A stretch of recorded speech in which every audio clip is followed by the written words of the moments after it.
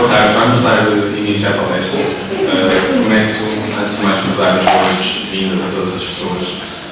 presentes. É sempre um prazer poder ver a sala cheia, um anfiteatro não cheio, pelos eventos dinamizados pelo núcleo académico de História.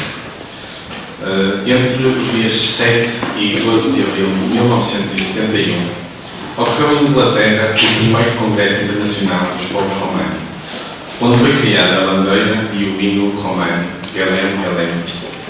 A data 8 de abril ficou, então, oficializada como Dia Internacional do Povo Romano. É neste âmbito que organizamos a palestra de hoje. Conscientes da relevância científica do estudo da história desta minoria dentro da mais lata identidade nacional,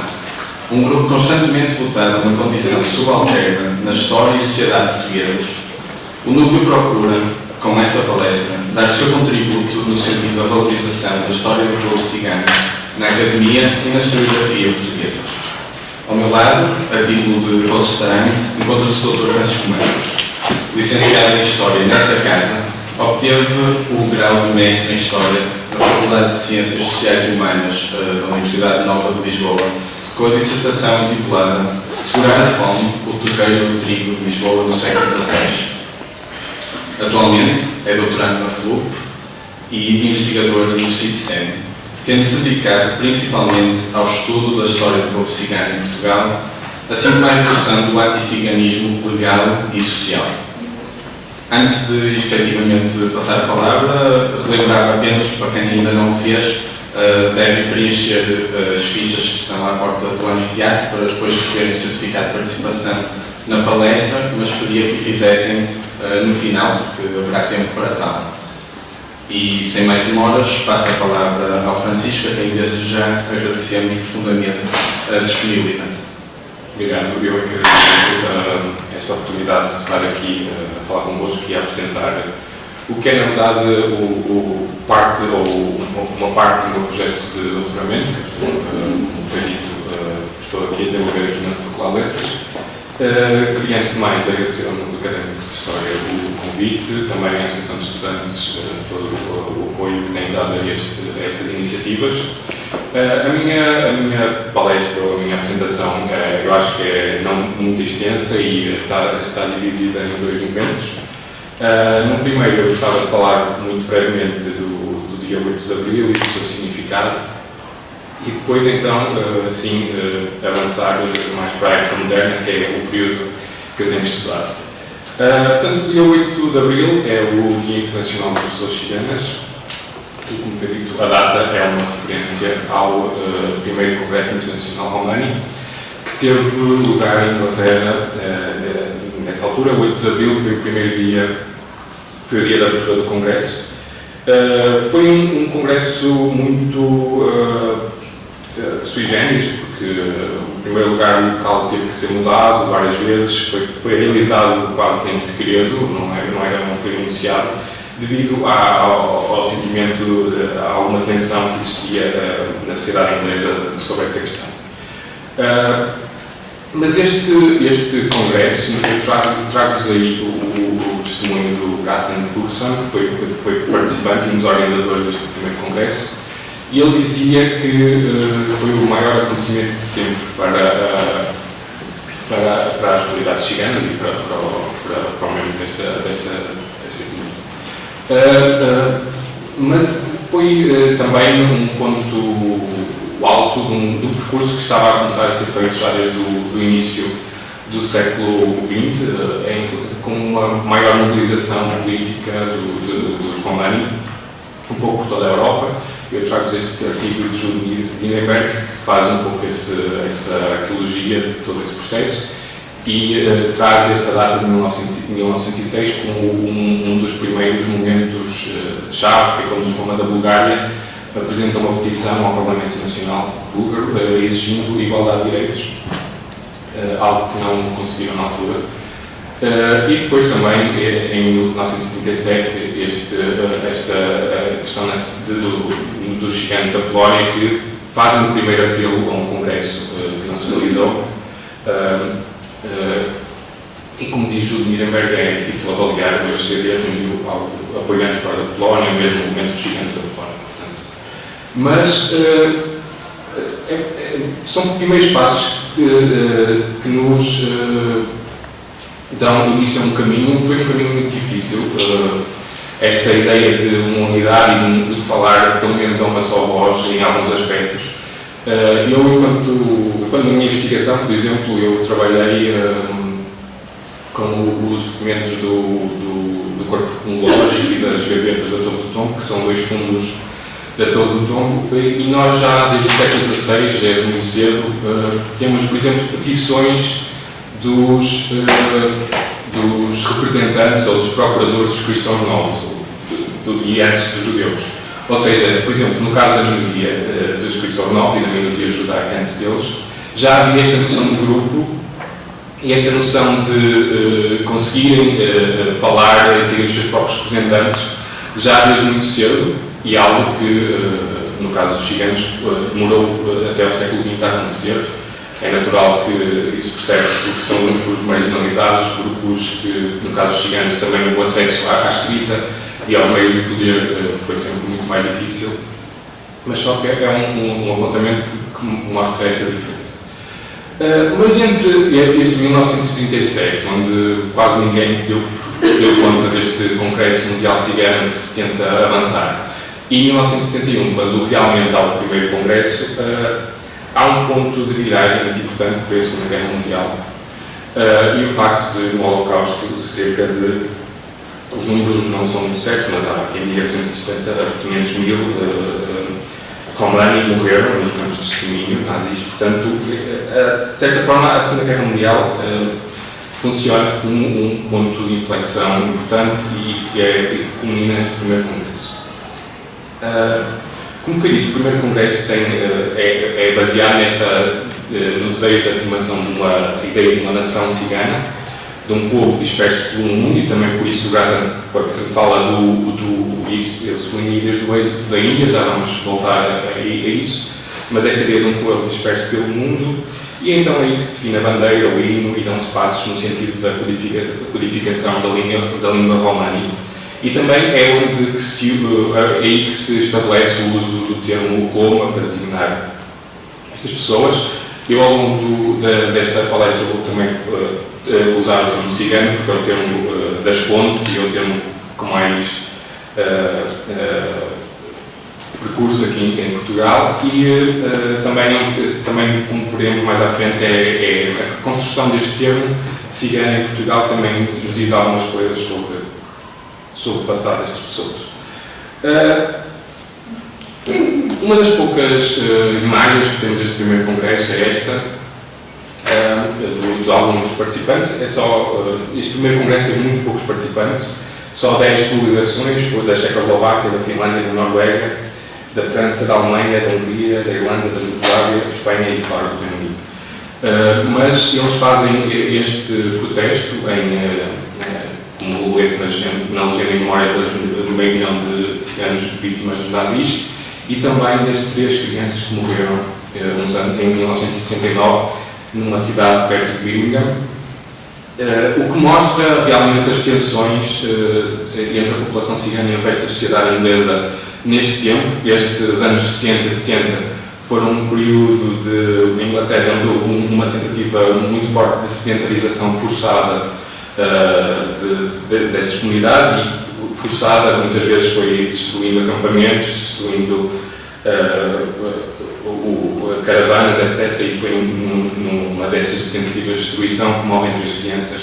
queimadas, e portanto também aí nesta imagem eles estarem a queimar nas tendas para simbolizar este protesto. É verdade que este movimento e estes congressos, depois houve uma série de outros depois disto, tem sido também algum outro lado, que tem sido alguma crítica, que é o facto de há uma certa desconexão entre estas afirmações e depois a realidade das comunidades ciganas atuais e no terreno. Portanto, não há muita ligação entre um grupo de cara mais intelectual e depois a maioria da comunidade. Mas a Inglaterra fala-se, este congresso foi em Inglaterra e também não por acaso, há uma figura do século XIX que é George Borrow, que foi um autor. Estes livros que vocês têm aí no PowerPoint tornaram-se best-sellers na Inglaterra do tempo, e tem sido um autor que foi apontado, ou tem sido apontado como o pioneiro de um certo interesse intelectual que no século XIX se começa a verificar em relação às comunidades ciganas. Ele, portanto, trabalhava, era correspondente, trabalhava para a chamada Sociedade Bíblica, ou para a Bible Society, que era uma associação que ainda existe hoje, que tinha como objetivo a divulgação da Bíblia nas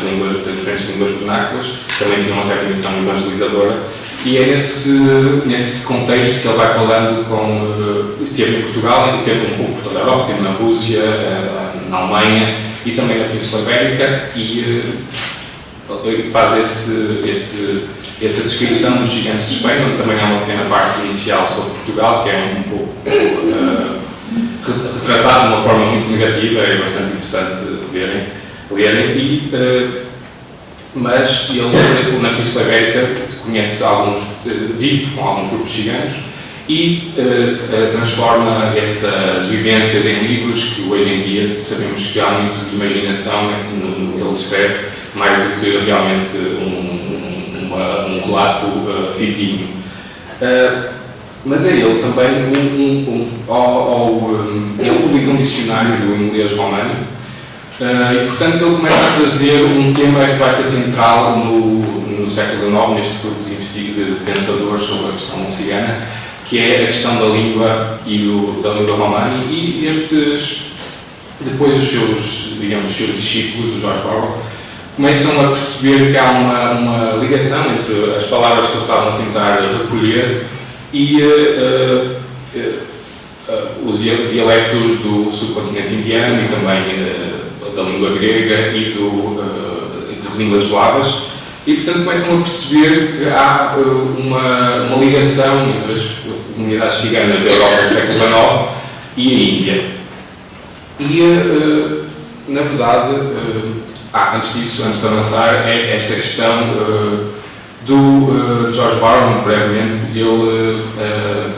o seu papel, ele diz que uma frase dele é: os Roma não têm história. Portanto, ele tem uma visão da história muito tradicional, naturalmente, no século XIX, e portanto o facto de ele ter deixado nada escrito fez com que, na sua visão, não havia uma história possível de ser estudada, nem de ser analisada. Isso fez com que a historiadora Maria Sierra, num texto recente, de 2018, ela fala desta maldição do George Borrow, que é esta ideia dos historiadores que estão, de certa forma, presos ainda muito ao que ele escreveu, e esta ideia de não ter história. E, sobretudo, há a questão que ele introduz e que parece que domina quase até hoje muito do trabalho historiográfico, que é esta questão das origens. Da origem indiana ou não, e desses debates que são muito intensos, mas que também acabam por apagar outros elementos da história cigana que é importante reconhecermos. Portanto, estabeleceu-se, de certa forma, a ideia de que houve um êxodo ou uma movimentação de populações que depois, na Europa, seriam classificadas como ciganas por volta do ano 1000, na Índia, no norte da Índia. Esse foi um tempo de avanço de uma dinastia, a dinastia Gaznélida, que era uma dinastia sunita, que entre os séculos X e XII criou um império que se estendeu quase do norte da Índia e até ao sul do Mar Cáspio, quase. E, portanto, pensa-se que essa tensão militar que se viveu na altura terá levado, a partir do ano 1000, ou em torno disso, algumas populações ciganas para os territórios da atual Turquia e também dos Balcãs. Logo no ano de 1060, há uma primeira referência, que há uns homens, há um livro que é uma geografia, ou seja, a vida do São Jorge a Georgita, que foi escrita em Constantinopla e publicada, e que fala de uns homens que são apelidados na altura de Atsincan, que eram uns feiticeiros. É um pouco uma descrição ainda muito indefinida, que viviam em Constantinopla. Depois desse início, em 1060, desta primeira descrição, há muitas outras na região dos Balcãs, durante os séculos seguintes, aliás, numa zona do chamado, foi por alguns chamado Pequeno Egito, nos Balcãs, no Peloponeso, aliás, e isso depois também nos ajudará a explicar ou a tentar perceber esta ideia, esta ligação que tenta sempre ser feita nas fontes da época moderna entre os ciganos e o Egito. Essa pode ser uma hipótese, já vamos falar disso com mais detalhe, porque se de facto há estas menções desde o século XI até ao século XV, a verdade é que de repente no século XV há este avanço que nós tentamos, não sei se está para ver muito bem, mas no mapa, ou seja, entre 1407 e 1427 há estas inúmeras menções a pessoas e a grupos que nós achamos que são ciganos um pouco por toda a Europa Ocidental. Pensa-se que isso poderá haver também outro avanço militar, neste caso o avanço otomano na região, que implicou esta movimentação para mais para o Ocidente e que culminaria na chegada a Portugal. Este mapa é deste livro, que é Os Ciganos, do Andrew Fraser, que há uma edição portuguesa e, portanto, ele de certa forma tem sido uma espécie de um manual para todos os que querem estudar a história destas comunidades, mas também é notório por uma coisa, porque este livro tem 9 capítulos e isso é suposto ser uma história dos ciganos desde as suas origens até quase aos dias de hoje, foi publicado nos anos 90. Mas destes 9 capítulos, 5 são só sobre estas origens. Portanto, há todo um período que é muito menorizado por causa desta tendência em se centrarmos nesta movimentação. Esta ideia das origens indianas que tem dominado o pensamento do que se tem escrito sobre os ciganos nesses primeiros séculos, o que se insere também muito nesta ideia de construir esta ideia de uma nação que vai desde do êxodo, que depois no Congresso Cigano se tenta reafirmar. Mas há outras visões em confronto, não exatamente em confronto, mas que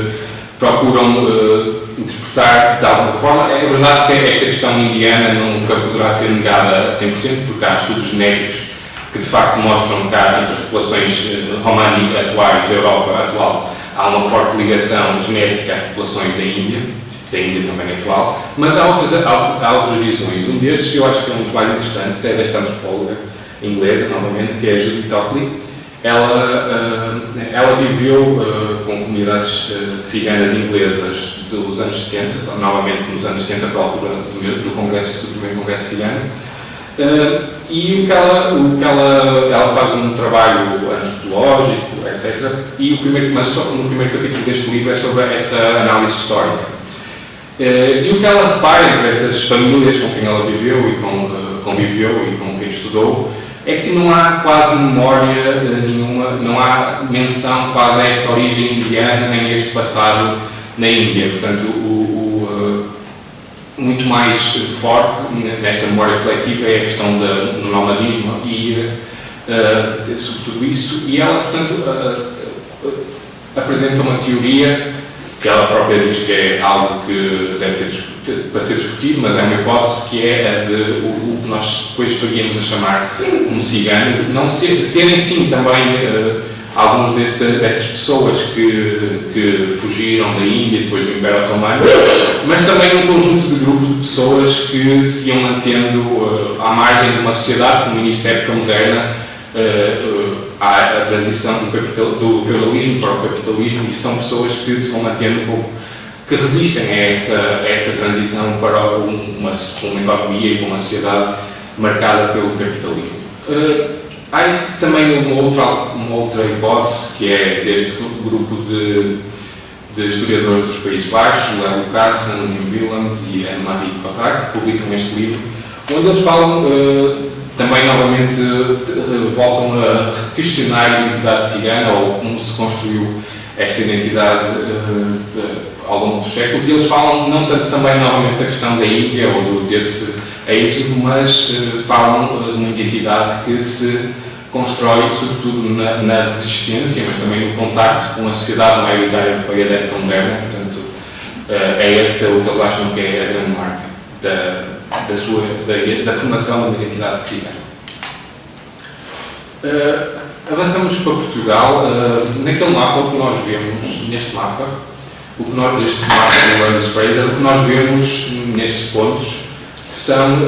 sobretudo, referências a salvo-condutos, ou seja, grupos coisas que pensamos que possam ser ciganos, que se dirigiam a alguma autoridade local, ou mesmo a um episódio de um contacto com o imperador do Sacro Império Romano, e que pediam permissão para circularem, e muitos deles apresentavam-se como peregrinos em direção a Santiago de Compostela, e é assim dessa forma que também nos vemos na Península Ibérica.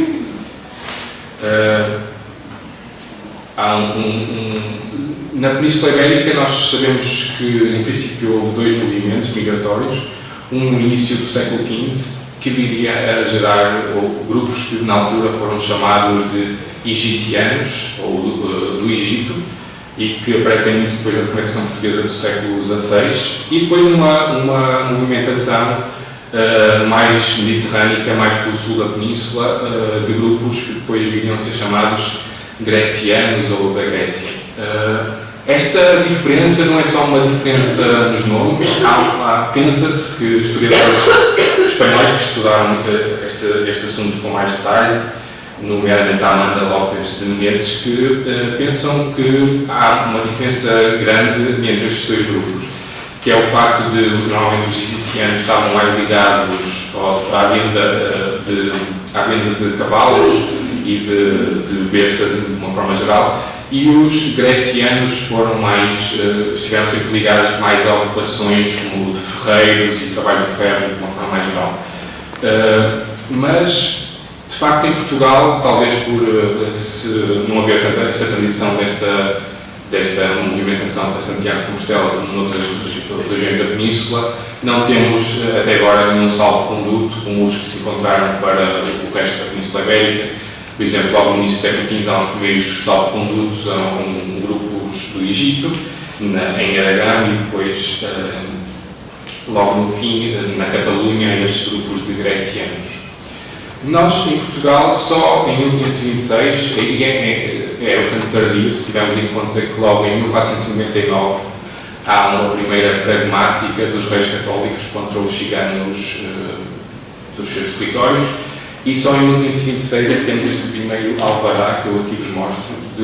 contra os ciganos. Portanto, estamos prestes a fazer 500 anos deste documento, que é o primeiro documento oficial não contra os ciganos, o que é significativo, mas contra os egicianos. E este é um documento que mostra ainda muito uma ideia de movimento e de chegada ainda, porque o que se diz é que são... Deixa-me tentar mostrar, não sei se vou ver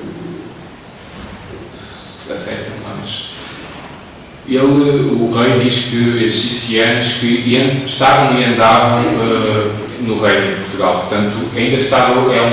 uma ideia ainda muito de chegada. E depois também este alvará é dirigido aos corregedores da região da fronteira, portanto é impedir a entrada. São acusados, como se vê aqui, de causarem malefícios e que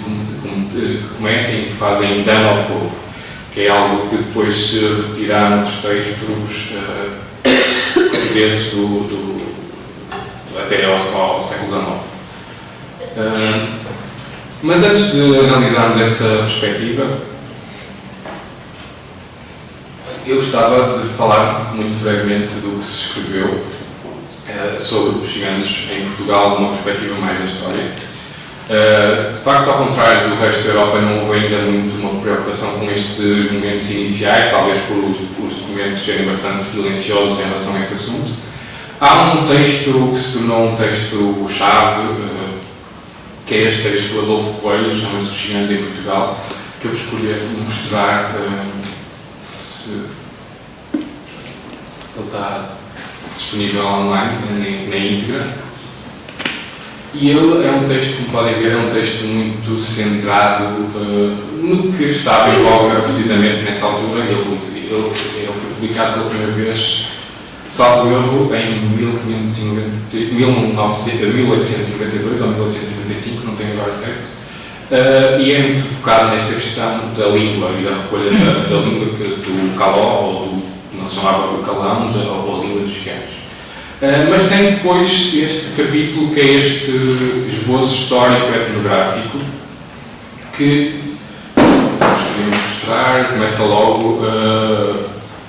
falando do cancioneiro geral, etc., das primeiras referências a ciganos em Portugal. Mas, mais do que isto, faz... deixa-me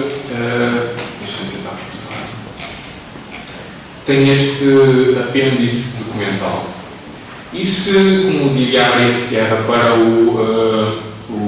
Jorge Barro, em geral, também eu acho que houve uma espécie de uma pequena maldição do Adolfo Coelho em termos dos estudos históricos em Portugal, que é o facto de estarmos muito presos ainda a este conjunto de documentos que ele publicou, que são, aqui está o primeiro alvará, 13 de março de 1526, e outros que são uma perspectiva muito criminalista ou da legislação e do poder central. E a minha hipótese de trabalho é que há outras leituras que também podemos fazer. Na questão da história, como eu estava a dizer, há uma continuidade estabelecida a partir da documentação do Adolfo Coelho, maioritariamente legislativa, e tem tido abordagens sobretudo de natureza criminalista. Por exemplo, os estudos nos anos 90 do século XX da Elisa Lopes da Costa são estudos muito importantes, muito centrados, por exemplo, em torno da questão do degredo e da expulsão forçada dos ciganos do território português. E ela publicou também, nomeadamente, ela publicou várias coisas, nomeadamente este livro, que são as fontes bibliográficas em Portugal para os ciganos portugueses. É muito centrado no século XX, portanto, na época contemporânea, de uma forma geral, mas também é um ponto de partida importante para quem quiser estudar estes assuntos. E, de facto, a história ainda não conseguiu acompanhar avanços importantes que aconteceram na antropologia, na sociologia, trabalhos etnográficos, etc. Eu trago só a título de exemplos de Gabriel Pereira Barros, de Olga Magana e também do Caucho de Sousa, que eu acho que foram, pelo menos na minha pesquisa, textos que foram úteis e muito importantes para a minha pesquisa.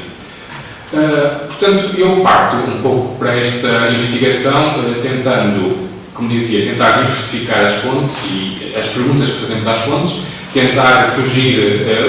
na verdade é um pouco difícil fugir àquele grupo, àquele conjunto de documentos que o Adolfo Coelho publica, mas tentar trazer outras coisas e também reler as fontes legislativas sob uma outra visão. Um dos documentos uma das tipologias de documentos que eu tentei, portanto, procurar ler de outra forma, foram as chancelarias régias. Também são, de certa forma, uma fonte já clássica para o estudo dos gigantes em Portugal. Há um texto também do século IX de Pedro de Azevedo em que ele publica alguns destes documentos. Eu tentei um pouco alargar e tentar lê-las de outra forma. Nomeadamente uma coisa que salta muito à vista nestas chancelarias, nomeadamente nas cartas de perdão, ou seja,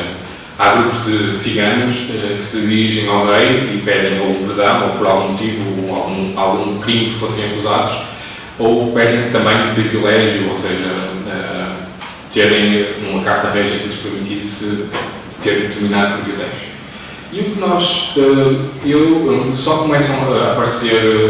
ciganos neste tipo de documentação a partir do reinado de Dom João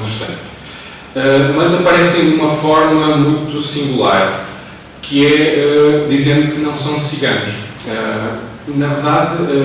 percebe-se porque há um conjunto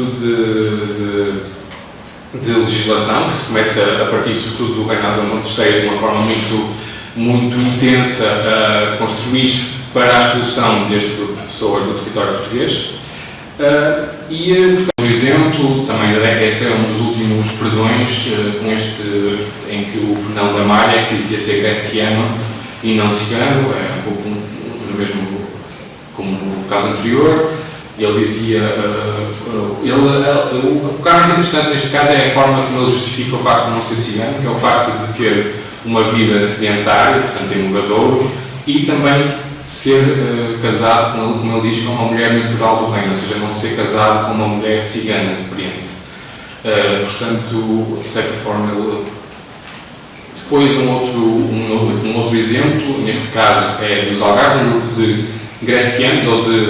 eles diziam que eram grecianos, mas depois quem aponta o perdão aponta logo, como está aí sublinhado, todos os ciganos. Ou seja, há este conflito, de certa forma, nos documentos entre o que eles consideravam ser e o que o documento e o que o poder, na verdade, da forma como os consideravam. Eles também estavam, e como eles eram ferreiros, novamente, e foram encontrados no Algarve e pedem para não serem presos e é-lhes dado algum tempo para abandonarem o reino, porque eles compreendemos que bem não vieram tanto fazer. Uma outra questão que eu tento fazer na minha investigação é questionar o nomadismo. O nomadismo não quero questionar, de facto é uma vertente importante da vida das comunidades ciganas quase até ao século XX, mas é sempre a visão que nós vimos na lei portuguesa. Na lei portuguesa da época moderna é a questão do nomadismo como algo que os tornava difíceis de serem controlados, não é? E, portanto, a ideia é sempre, na legislação portuguesa da época moderna sobre os ciganos, há sempre duas vertentes. Uma é, em determinados momentos, disse que têm que sair de Portugal e são expulsos, nomeadamente para o Brasil, para os territórios africanos ou para outros, ou por livre vontade para outras zonas da Europa. Ou, em alguns momentos, não tão frequentemente, é permitido que continuem a viver em Portugal, na prática, desde que deixem de ser ciganos, ou seja, desde que, nessa lei de 1608 se diz, desde que deixassem de se vestir a ciganos, desde que deixassem de usar o que é a língua, o que se chamava a geringonça de ciganos,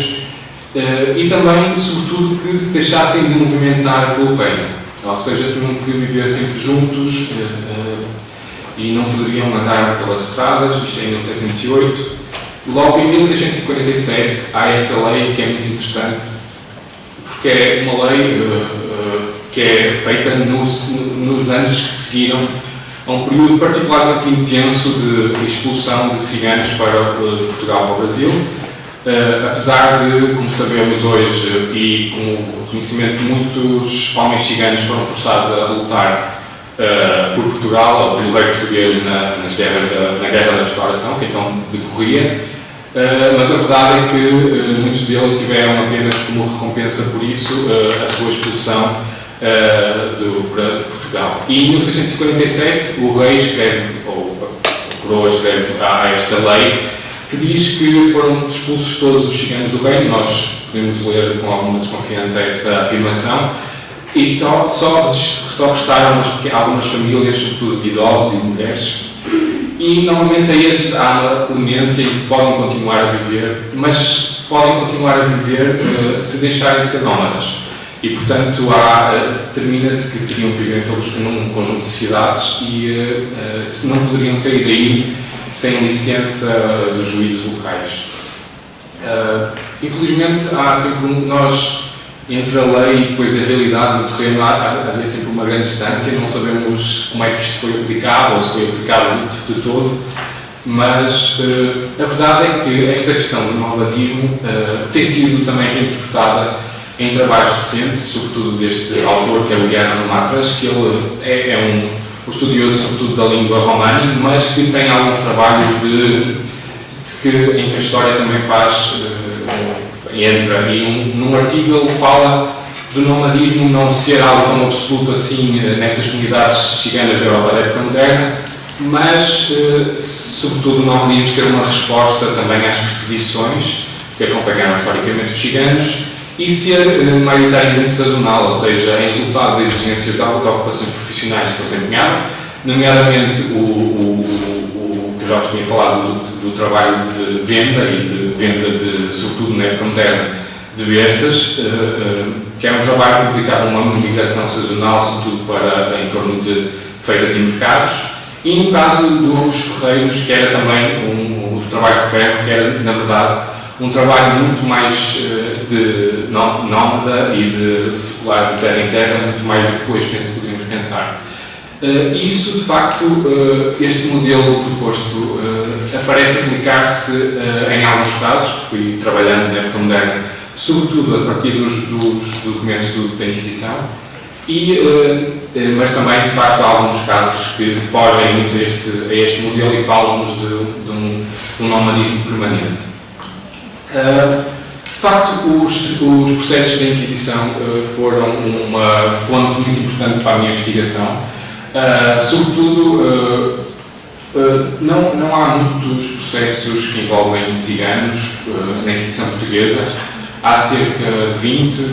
até hoje, foi os que eu consegui identificar. Há certamente alguns problemas na forma como alguns processos estão classificados, portanto, talvez possamos aumentar ainda no futuro essa recolha, mas os processos de Inquisição são bastante importantes por ser, de facto, um dos poucos momentos em que pessoas ciganas realmente têm a possibilidade de relatar as suas vivências, ainda que num contexto também de estarem presas e num contexto repressivo e muito guiadas pelo que os inquisidores procuravam saber. Mas nos processos de Inquisição, como muitos autores já assinalaram, o que se lê também são bastantes informações sobre o cotidiano das pessoas que estão presas. E vemos, e uma das perguntas que nos tribunais de Santo Ofício era sempre feita aos réus era por onde é que eles andaram, por onde é que eles se deslocaram. E quando na resposta a essa pergunta vemos de facto que há a coexistência de uma versão, de uma vivência muito do tal nomadismo sazonal que a Matras fala, por exemplo, neste caso este réu, que comprou umas casas e umas oliveiras e, portanto, vivia em Santa Combadão e só se deslocava em determinados momentos para participar em feiras e mercados em Portugal. E depois estes são dos processos do século XVIII, e depois há este outro caso de um conjunto de ciganos que são presos em Tavira, no início do século XVIII. Eles são presos pelo poder civil, digamos assim, mas depois acabam na Inquisição, e todos eles andavam sem domicílio certo, eram viandantes, e eles fazem questão de dizer que eram ciganos viandantes, e portanto há novamente os conceitos, e este conceito que é um conceito de diferença face a outros ciganos que tinham uma vida mais sedentária e que também encontramos noutros processos. Apesar de tudo, foi sempre muito difícil ao longo da minha pesquisa escapar às imagens dominantes, que são, de certa forma, as imagens que o Adolfo Coelho já trazia no seu trabalho, como ele chama o apontamento histórico do seu texto, que é a versão dos ciganos de uma forma negativa, como embusteiros, como ladrões, etc. Apesar de um aparente paradoxo de algumas representações, como a que nós vemos no PowerPoint, neste quadro do André de Reynoso, em que no século XVII há uma certa moda, digamos assim, de algumas representações pictóricas ou iconográficas em que há mulheres ciganas que aparecem neste contexto mais de adoração do Menino Jesus e da Sagrada Família. As mulheres, aqui nesta imagem nós vemos que as mulheres ciganas são as que usam aquela espécie de toucado ou chapéu que se chama a rondela, que era um elemento característico do seu traje. Mas não, mesmo aqui nestes episódios da fuga para o Egito, que foram tão retratados, e também há uma outra imagem muito forte, que é a chamada Virgem Cigana de Pedro de Morales, em que a Virgem Maria surge vestida à forma como uma mulher cigana do tempo. Mas estas representações devem-se ao facto de se pensar que os ciganos tinham estado no Egito neste período da Sagrada Família, que nós sabemos que não é verdade, mas havia esta ideia muito forte. E havia também tanto esta imagem mais ecuménica das mulheres ciganas a apoiarem a Sagrada Família, como vemos aqui, que estão em adoração, mas também uma outra narrativa que se ia, sobretudo, não encontrei ainda por fontes portuguesas, mas em fontes castelhanas, que era a ideia dos ciganos que terem recusado precisamente este apoio e por isso terem sido depois algo de uma espécie de um castigo divino e que os tinha obrigado a saírem do Egito e a deambularem pela Europa. Portanto, esta é uma versão também alternativa que circulou no período. E termino agora se calhar tenho que concluir a minha ideia final que eu tinha para vos trazer aqui. Qual é, de certa forma, eu acho que talvez a ideia central da história dos ciganos em Portugal durante a época moderna é a questão da resistência. Este é um conceito que está, digamos assim, muito na moda, na historiografia contemporânea, na historiografia atual, mas eu acho que neste caso não é mais do que uma moda, mas é de facto a forma mais clara de classificar este período, porque a sua mera existência em Portugal parecia uma impossibilidade. Quando olhamos logo desde 1526, a sua existência em Portugal estava proibida, na verdade, mas foram sempre persistindo e resistindo. Esta não é uma característica apenas de Portugal, porque na verdade perseguidos por toda a Europa, as populações romanas subsistiram, muitas vezes através do fechando-se sobre si mesmas. Há casos bastante, na época moderna, ainda bastante violentos, como o caso dos Países Baixos, onde em determinados momentos do século XVIII permite-se, há determinados períodos em que se permite dar-se um determinado período de tempo para as famílias ciganas abandonarem o território, ou então qualquer pessoa, qualquer penalização.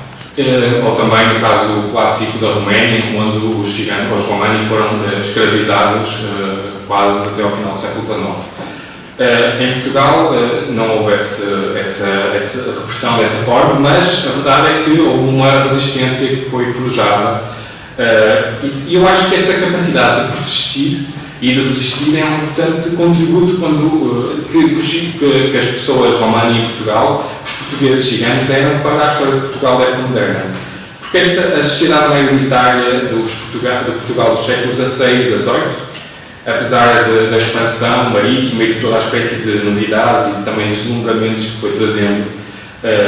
para a sociedade portuguesa, via-se um paradoxo de uma forma bastante homogénea, ou de uma forma bastante homogeneizadora,